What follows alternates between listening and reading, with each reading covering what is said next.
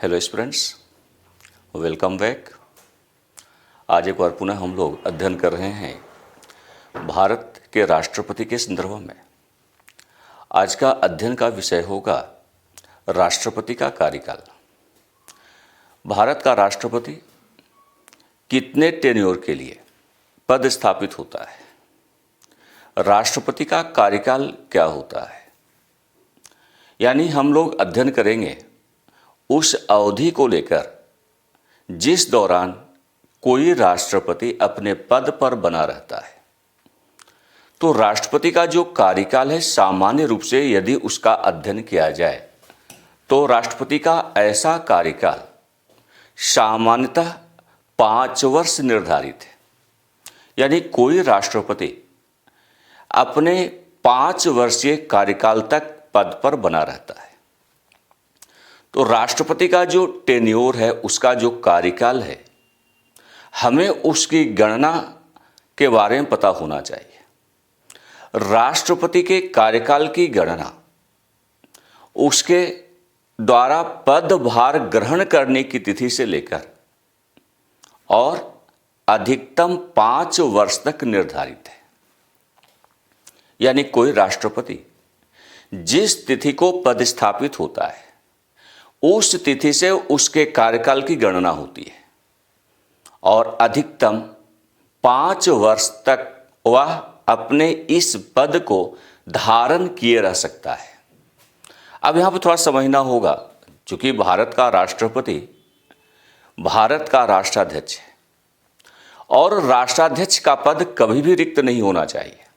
इसी व्यवस्था को बनाए रखने के लिए यह अभी निर्धारित किया गया है कि राष्ट्रपति, वर्तमान का जो राष्ट्रपति है, उसका कार्यकाल समाप्त होने से पूर्व कम से कम 6 महीने पूर्व निर्वाचन को अनिवार्य किया गया है, जिससे कि राष्ट्रपति के पद की जो निरंतरता है उसमें किसी प्रकार का व्यवधान उत्पन्न नहीं होने पाए, किसी प्रकार का अवरोध उत्पन्न नहीं होने पाए। लेकिन ऐसा भी हो सकता है कि राष्ट्रपति अपने पद पर बना हुआ है, अकस्मात उसका पद रिक्त हो सकता है, असमय पद रिक्त हो सकता है। इसके एक नहीं बहुत सारे कारण हो सकते हैं। या तो राष्ट्रपति ने त्यागपत्र कर दिया हो, या राष्ट्रपति की असामयिक मृत्यु हो गई हो, उसका निधन हो गया हो, तो राष्ट्रपति का कार्यकाल असमय समाप्त हो सकता है। यानी राष्ट्रपति का पद यहां पर रिक्त हो सकता है। या फिर तीसरी अवस्था होती है कि राष्ट्रपति को महाभियोग की प्रक्रिया का पालन करते हुए, महाभियोग को लागू करते हुए उसके पद को असमय रिक्त घोषित कर दिया गया हो।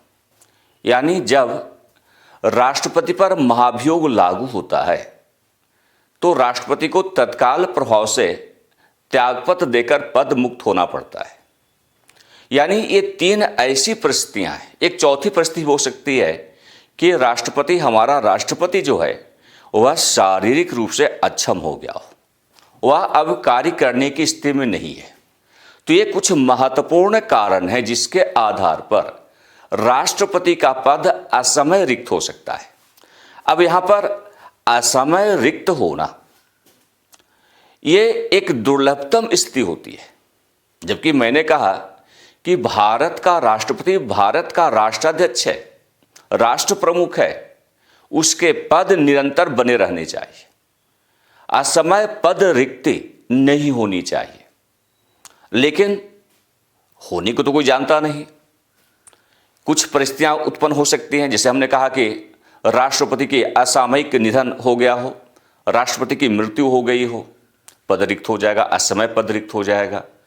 राष्ट्रपति ने स्वयं त्यागपत्र दे दिया हो, कुछ भी कारण हो सकता है उसका, उसने अपने पद को स्वयं ही छोड़ रखा हो, त्यागपत्र दे दिया हो, इस्तीफा दे दिया हो, तो पद रिक्त हो सकता है। या फिर राष्ट्रपति ने कोई असंवैधानिक कृत्य को संपन्न किया हो।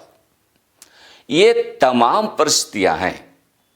इन तमाम परिस्थितियों के संदर्भ में भारत के संविधान में जो प्रावधान किए गए हैं, हमें ऐसे प्रावधान को समझना होगा।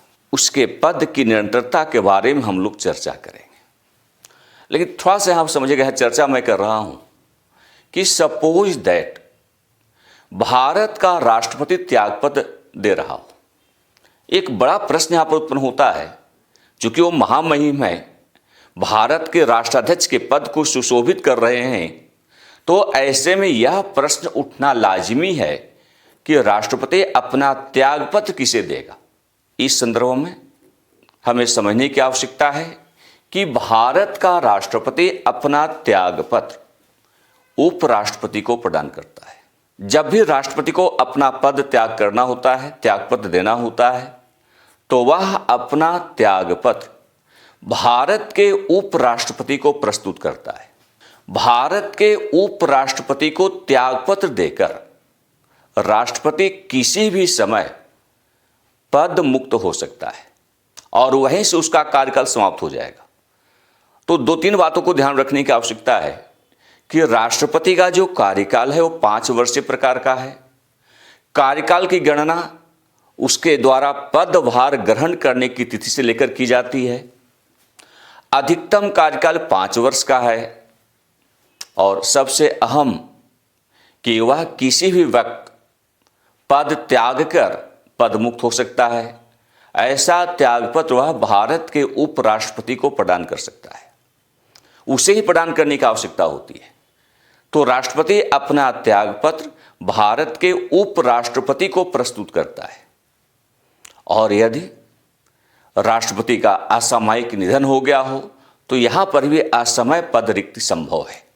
एक अन्य जो स्थिति होती है, इसमें एक चीज तो आप इनको हमने ये भी कहा कि सपोज दैट भारत का राष्ट्रपति किसी कारणवश शारीरिक रूप से अक्षम हो गया हो, वह कार्य करने की स्थिति में नहीं रह गया हो, तो ऐसी अवस्था में भी उसके पद को रिक्त किया जा सकता है।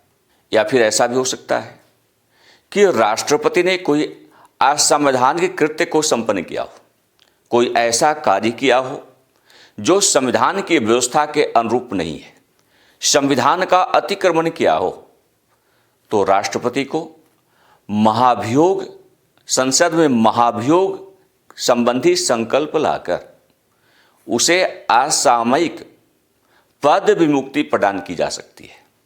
यदि हमारी संसद महाभियोग प्रस्ताव को पारित कर देती है तो राष्ट्रपति के ऊपर महाभियोग लागू हो जाता है और जैसे ही राष्ट्रपति के ऊपर महाभियोग लागू होता है, राष्ट्रपति को तत्काल त्यागपत्र देकर पद विमुक्त हो जाना होता है। तो ये कुछ महत्वपूर्ण कारक हैं जिनके आधार पर भारत के राष्ट्रपति का असमय पद रिक्ति संभव है। अब यहां पर समझना होगा कि महाभियोग के अतिरिक्त कोई दूसरा अन्य कारक नहीं है। अगर तो स्वयं त्यागपत्र दिया हो तो रिक्ति संभव है, मृत्यु हो गई हो तो रिक्ति संभव हो, और नहीं तो महाभियोग। महाभियोग के अतिरिक्त ऐसा कोई प्रावधान संविधान में नहीं है जिसके आधार पर भारत के राष्ट्रपति को असमय पद विमुक्ति प्रदान की जा सकती है। यानी जब भी राष्ट्रपति को असमय पद विमुक्ति प्रदान करनी हो तो महाभियोग ही एकमात्र सहारा होता है। महाभियोग संबंधी प्रस्ताव को संसद में लाकर संसदीय सहमति के आधार पर उसे लागू करते हुए राष्ट्रपति को किसी भी समय पद मुक्त किया जा सकता है, राष्ट्रपति के पद को रिक्त किया जा सकता है। अब यदि राष्ट्रपति का पद रिक्त हो गया हो तो इस पद की रिक्ति का क्या प्रभाव होगा? आमतौर पर यदि संपूर्ण कार्यकाल का उपभोग राष्ट्रपति ने किया हो तो फ्रेश इलेक्शन होगा, लेकिन मैं चर्चा उस समय की कर रहा हूं जब राष्ट्रपति का पद असमय रिक्त हो गया हो, यानी कार्यकाल अभी शेष रह गया था और बीच कार्यकाल में ही किसी वक्त उसका पद किसी कारण से रिक्त हुआ हो, तो इस रिक्ति को भरने के लिए कार्यवाहक राष्ट्रपति का प्रावधान किया गया है। भारत का उपराष्ट्रपति कार्यवाहक राष्ट्रपति की भूमिका का निर्वहन करता है उस वक्त जब राष्ट्रपति का पद असमय रिक्त हो गया हो, यानी जैसे ही राष्ट्रपति का पद किसी कारण से रिक्त हुआ हो, या तो मृत्यु हुई हो तो रिक्त हो गया हो, त्यागपत्र दिया हो इसलिए रिक्त हो गया हो, या महाभियोग प्रस्ताव कारित हो गया हो, महाभियोग प्रस्ताव लागू हो गया हो, तब उसका पद असमय रिक्त हो सकता है। इन तीन में से किसी भी कारणवश यदि राष्ट्रपति का पद असमय रिक्त हुआ हो तो इस रिक्ति को कार्यवाहक राष्ट्रपति द्वारा भरा जाएगा। और कार्यवाहक राष्ट्रपति की भूमिका का निर्वहन कौन करेगा? तो कार्यवाहक राष्ट्रपति की भूमिका का निर्वहन भारत के उपराष्ट्रपति के द्वारा किया जाएगा। अब इसके लिए एक अधिनियम भारत की संसद के द्वारा निर्धारित किया गया है। 1969 का अधिनियम है, द प्रेसिडेंशियल सक्सेशन एक्ट 1969, जो कि आप इसका अगर मूल अधिनियम की बात करें तो the president discharge of functions act 1969 में एक प्रावधान किया गया है कि सपोज दैट जब राष्ट्रपति का पद असमय रिक्त हुआ हो, उस समय उपराष्ट्रपति उपस्थित नहीं हो। यानी ऐसा भी हो सकता है कि जिस वक्त राष्ट्रपति का पद असमय रिक्त हो रहा है, उस समय उपराष्ट्रपति का पद रिक्त चल रहा हो, उपराष्ट्रपति अनुपस्थित हो, उसका पद भरा ही नहीं गया हो, यानी उपराष्ट्रपति के पद पर कोई व्यक्ति कार्य नहीं कर रहा हो। तो इसके लिए 1969 का जो प्रेसिडेंशियल एक्ट है, प्रेसिडेंशियल सक्सेशन एक्ट है, उसमें यह प्रावधान किया गया है कि ऐसी अवस्था में जब उपराष्ट्रपति अनुपस्थित हो और राष्ट्रपति का पद रिक्त हो गया हो तो कार्यवाहक राष्ट्रपति के पद पर सर्वोच्च न्यायालय के मुख्य न्यायाधीश, भारत के मुख्य न्यायाधीश को नियुक्त किया जाएगा। और ऐसा भी तो हो सकता है कि भारत का मुख्य न्यायाधीश, सर्वोच्च न्यायालय का मुख्य न्यायाधीश का पद भी रिक्त चल रहा हो, वो भी उपस्थित नहीं हो।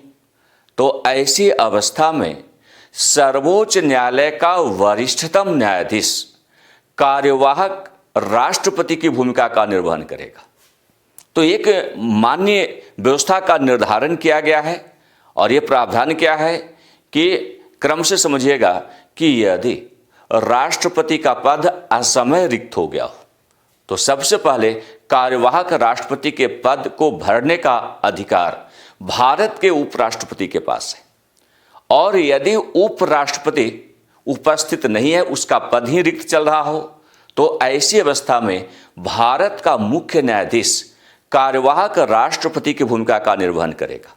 और यदि उसका भी पद रिक्त हो, वह भी उपस्थित नहीं हो, तो फिर इसके बाद सर्वोच्च न्यायालय के वरिष्ठतम न्यायाधीश को कार्यवाहक राष्ट्रपति की भूमिका सौंप दी जाएगी। तो अब वह भारत के कार्यवाहक राष्ट्रपति की भूमिका का निर्वहन करेगा। अब यहां पर यह भी समझना होगा कि कार्यवाहक राष्ट्रपति की जो भूमिका है वह चाहे उपराष्ट्रपति के रूप में निर्वहित की जा रही हो, या भारत के मुख्य न्यायाधीश के रूप में निर्वहित की जा रही हो, या फिर सर्वोच्च न्यायालय का जो वरिष्ठतम न्यायाधीश है उसके द्वारा निर्वहित की जा रही हो, इनमें से कोई भी कार्यवाहक राष्ट्रपति की भूमिका का निर्वहन कर रहा है, तो यहां पर समझना होगा कि कार्यवाहक राष्ट्रपति का कार्यकाल क्या होगा, उसका टेन्योर क्या होगा। इस संदर्भ में स्पष्ट है कि कार्यवाहक राष्ट्रपति अधिकतम 6 माह तक अपने पद पर बना रह सकता है। यानी भारत का सपोज दैट भारत का उपराष्ट्रपति कार्यवाहक राष्ट्रपति की भूमिका का निर्वहन अधिकतम 6 माह तक कर सकता है। और इस दौरान राष्ट्रपति के लिए निर्वाचन का आयोजन किया जाएगा। यानी अब आगे राष्ट्रपति के पद को निर्वाचन के माध्यम से भरा जाएगा। तो राष्ट्रपति पद के लिए निर्वाचन का आयोजन किया जाएगा और निर्वाचन के आधार पर नए राष्ट्रपति को निर्वाचित कर उसे पदस्थापित कर दिया जाएगा। नया राष्ट्रपति पूर्ण कार्यकाल के लिए पदस्थापित होगा, न कि जो शेष कार्यकाल बचा हुआ है उस अवधि के लिए। सपोज दैट 3 वर्ष का कार्यकाल राष्ट्रपति ने पूरा किया था, उसका पद किसी भी कारण से असमय रिक्त हो गया, यानी 2 वर्ष का कार्यकाल बचा हुआ था। ऐसे में उसके पद एवं दायित्वों का निर्वहन कार्यवाहक राष्ट्रपति के द्वारा किया जा रहा है और कार्यवाहक राष्ट्रपति ने 6 माह तक अपनी भूमिका का निर्वहन किया। यानी अब 2 साल में भी 6 माह तक की जो अवधि वो पूरी हो चुकी है, यानी केवल 1.5 साल की अवधि बची हुई है। नया राष्ट्रपति पूर्ण कार्यकाल के लिए पदस्थापित होगा, न कि शेष अवधि जो यहां पर 1.5 साल की अवधि बची हुई है उस अवधि के लिए नहीं, बल्कि 5 वर्षीय जो उसका पूर्ण कार्यकाल है उस संपूर्ण कार्यकाल के लिए वह पदभार ग्रहण करेगा। तो नए राष्ट्रपति का कार्यकाल वही होगा जो राष्ट्रपति के लिए निर्धारित है। और राष्ट्रपति के लिए कितना निर्धारित है?